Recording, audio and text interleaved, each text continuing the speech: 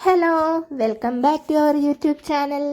നമുക്ക് അന്നും ഇന്നും എന്നും കൗതുകമാണ് ട്രെയിൻ കാണുമ്പോൾ അല്ലേ? തീവണ്ടി കാണുമ്പോൾ ആരായാലും ഒന്ന് നോക്കി നിൽക്കും അല്ലേ? നമ്മൾ എല്ലാവരും തന്നെ കയറിയിട്ടുണ്ടാവും ട്രെയിനിൽ. പക്ഷേ അത് എങ്ങനെയാണ് ഓടുന്നതെന്ന് നമ്മൾ ചിന്തിച്ചിട്ടുണ്ടോ?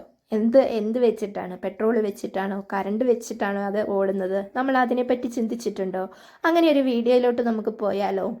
പോകാം വീഡിയോയിലേക്ക്. ഇന്ന് നമ്മൾ പോയത് വാസോയിലുള്ള ഒരു ട്രെയിനിൻ്റെ മ്യൂസിയത്തിലേക്കാണ് കേട്ടോ. അവിടെ നമ്മൾ കണ്ട കാഴ്ചകളാണ് ഇന്ന് നിങ്ങളിലേക്ക് ഞങ്ങൾ എത്തിക്കുന്നത്. പണ്ട് കാലത്ത് നമ്മൾ എങ്ങനെയായിരുന്നു ചരക്ക് കടത്തിയിരുന്നത്? കുതിരകളെയായിരുന്നു നമ്മൾ അതിനെ ആശ്രയിച്ചിരുന്നത് അല്ലേ? റെയിൽവേ ട്രാക്ക് പോലുള്ള ട്രാക്കിലൂടെ അവ ചരക്കുമായി പോകും. പിന്നീട് ഓരോ കാലം കഴിയുന്തോറും കുതിരകൾ മാറി പലതരത്തിലുള്ള സംവിധാനങ്ങൾ ചരക്ക് കടത്താനായിട്ട് കൊണ്ടുവന്നു അല്ലേ? അങ്ങനെ കൊണ്ടുവന്ന ഒന്നാണ് ട്രെയിനും. ചരക്ക് കടത്തുന്ന തീവണ്ടി നമ്മളെല്ലാവരും തന്നെ കണ്ടിട്ടുണ്ടായിരിക്കുമല്ലോ അല്ലേ? അതിന് നമ്മൾ യൂസ് ചെയ്തിരുന്ന എഞ്ചിനുകൾ പലതരത്തിലുള്ള എഞ്ചിനുകൾ ഉണ്ട്. ചരക്ക് കടത്തുന്ന തീവണ്ടി മാത്രമല്ല കേട്ടോ, എല്ലാത്തരം തീവണ്ടികൾക്കും നമ്മൾ ആദ്യകാലം തൊട്ടേ യൂസ് ചെയ്തിരുന്ന എഞ്ചിനുകൾ എങ്ങനെയുള്ളവയാണ്, ഏത് ടൈപ്പിലൊക്കെയുള്ള എഞ്ചിനുകൾ നമ്മൾ യൂസ് ചെയ്തിട്ടുണ്ട്, അതൊക്കെ നമുക്ക് ഈ വീഡിയോയിൽ കാണാം.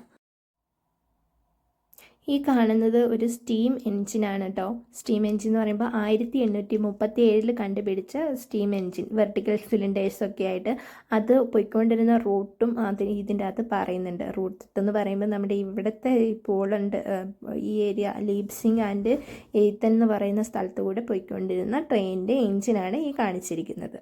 നമുക്കിതൊക്കെ കാണുമ്പോൾ ഒരു അത്ഭുതം തോന്നും അല്ലേ? ഈ കാണുന്ന എൻജിൻ സ്റ്റീഫൻസൺ എന്ന് പറയുന്ന ആൾ 1834 കണ്ടുപിടിച്ച ഒരു എൻജിനാണ് കേട്ടോ.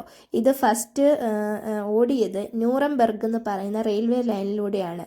ജർമ്മൻ റെയിൽവേ ലൈനാണത്, ആദ്യത്തെ ജർമ്മൻ റെയിൽവേ ലൈൻ. അത് ഓടിയിരുന്നത് 40 km/min ഈ ഒരു എൻജിൻ ഓടിയിരുന്നത്. ആ ഒരു ടൈമിൽ, ആ ഒരു ഗ്രാൻഡ് ഓപ്പണിങ്ങിൻ്റെ ടൈമിൽ എടുത്ത പിക്ചറുകളും അതിൻ്റെ ആ ഡിസ്ക്രിപ്ഷനും ഒക്കെയാണ് കേട്ടോ ഇവിടെ ആ പോസ്റ്ററുകളായിട്ട് അവർ കാണിച്ചിരിക്കുന്നത്. അതിൻ്റെ വേറൊരു മോഡലാണ് ഈ കാണിച്ചിരിക്കുന്നത്. ഇതും വിറകിൽ ഓടുന്ന മോഡലാണ്. വിറക് നമ്മൾ ആദ്യം കണ്ടത് കൽക്കരി വെച്ചിട്ടുള്ളതായിരുന്നു. ഇത് വിറകിൽ ഓടുന്ന ഒരു എഞ്ചിനാണ് ഈ കാണിച്ചിരിക്കുന്നത്. ഇവിടെ നമുക്ക് അതിൻ്റെ ഗ്രാൻഡ് ഓപ്പണിങ്ങിൻ്റെ ടൈമിൽ എടുത്ത പിക്ചറുകളും അതിൻ്റെ ഡിസ്ക്രിപ്ഷനും ഒക്കെ നമുക്ക് ഇവിടെ കാണാനായിട്ട് സാധിക്കും.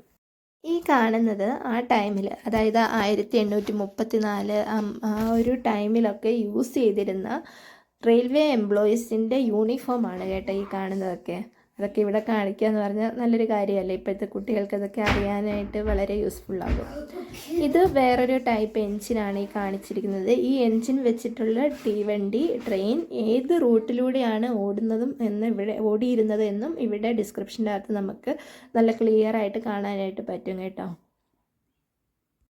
അന്നത്തെ കാലത്ത് പോൾസ്കി എന്ന് പറഞ്ഞാൽ പോളണ്ടിൻ്റെ വേറൊരു പേരാണ് കേട്ടോ. പോൾസ്കിയിൽ നിന്ന് ഓസ്ട്രിയയ്ക്ക് പോയിക്കൊണ്ടിരുന്ന ട്രെയിനിൻ്റെ എൻജിനാണ് നമ്മളിപ്പോൾ കണ്ടത്.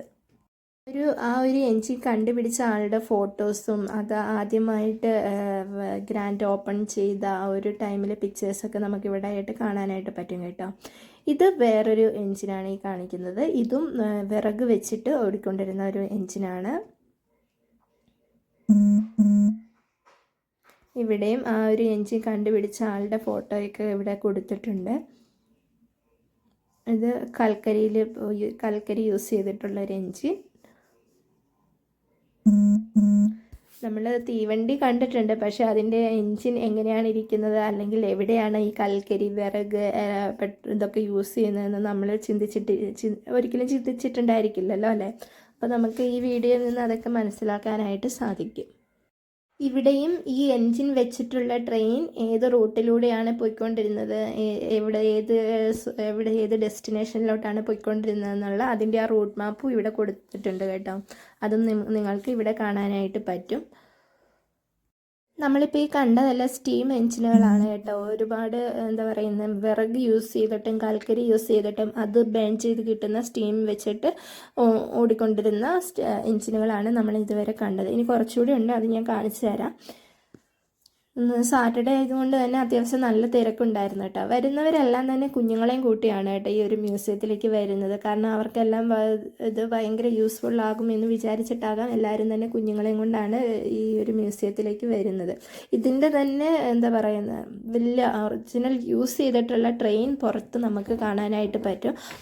ആദ്യം അകത്തെ കാഴ്ചകൾ കാണിച്ചു തന്നതിന് ശേഷം ഞങ്ങൾ പുറത്തെ കാഴ്ചകളും കാണിച്ചു തരാം കേട്ടോ. അതും എന്താ പറയുന്നത്, അതൊരു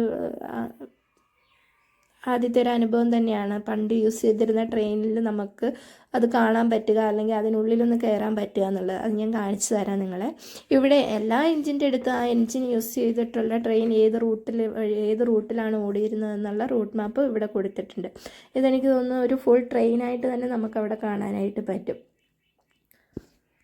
കാണുന്നത് 1960 കാലഘട്ടത്തിൽ നമ്മൾ ഈ പൊട്ടിച്ച കല്ലുകളിലെ ബ്രോക്കൺ സ്റ്റോൺസൊക്കെ കൊണ്ടുപോകാനായിട്ട് യൂസ് ചെയ്തിരുന്ന ഒരു സെക്ഷനാണ് കേട്ടോ ഈ കാണുന്നത്.